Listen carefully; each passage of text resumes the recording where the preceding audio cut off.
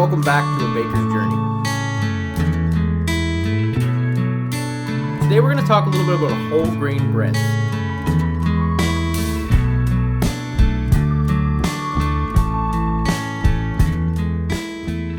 Whole grain breads, they're really wholesome.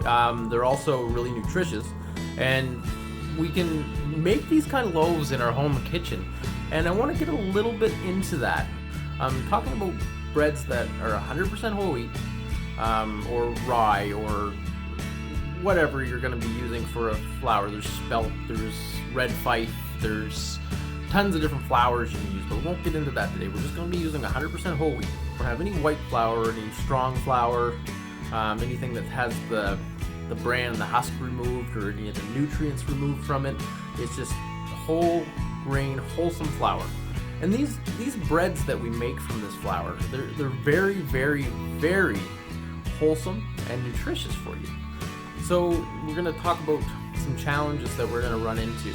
So some of the challenges that you're going to run into when making whole grain breads is, for one, that most people that make whole grain breads, they don't have the volume or that professional look to them, because whole grains, number one, they absorb a lot more water than a white bread or using white flour. So the first step to creating a great whole grain bread is the amount of hydration that you're going to add to it. And we're talking about the water that we're adding to our doughs.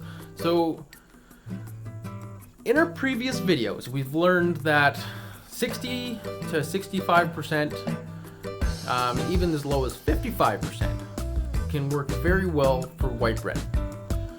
When we're getting into whole grain breads, those rules, they get thrown out the window.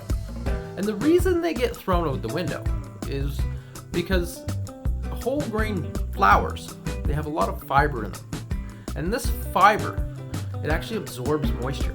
And it absorbs moisture a lot more than the starches out of just your ordinary or strong flour.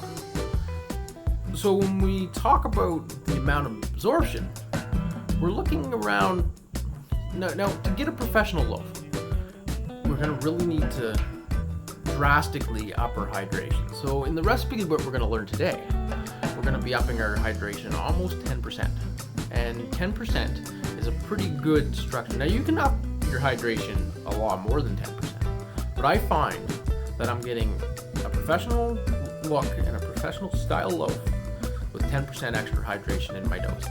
Now number two, and this is very important. So because we have all this fiber and we have bran in our flour, there's going to be some challenges with that. And the challenges that you're gonna face with this is that all this bran, when you're developing gluten with, say, a plain white flour, you're developing this gluten and it's stretching and it's creating these chains.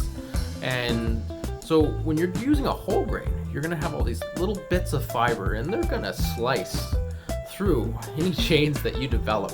So this is where, when we make our dough, our autolyse, and we talked a little bit about autolyse before, but we never really talked about it. And it's not a full autolyse. Like a full autolyse takes around 4 hours to do. But in previous videos that I've done, you've seen that I've let doughs rest.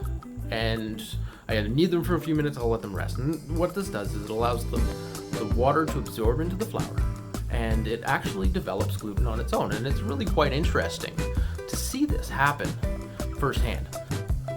With these whole grain breads, we're not going to do an immaculate amount of kneading with them.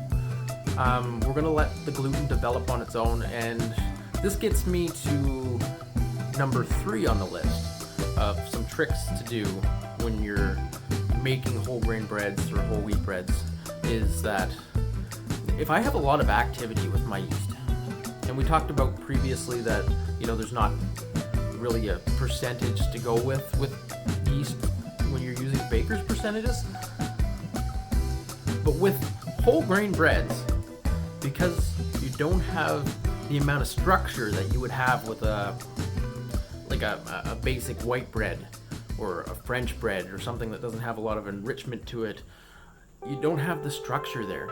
So when you add, say, the same amount of yeast that I would add to my French, now my French bread's almost 2% yeast. I'm gonna drastically reduce my yeast because I don't want the same amount of activity. And now this is gonna take longer to produce the loaf that you're looking for. But the thing is, it's gonna produce the loaf that you're looking for. So reduce the yeast. In this recipe we're gonna learn, I'm reducing the yeast to about 1.2%. And that's opposed to like the 1.6 in my basic white bread. And the reason for this is when you have all that activity, but you don't have the structure to support it. So you're having this expansion, and you have extensibility in your dough, and your dough is expanding, and then all of a sudden it expands past its boundaries, and then it collapses. And this is what we don't want to happen, and we're going to lose a lot of volume if that happens with our loaves.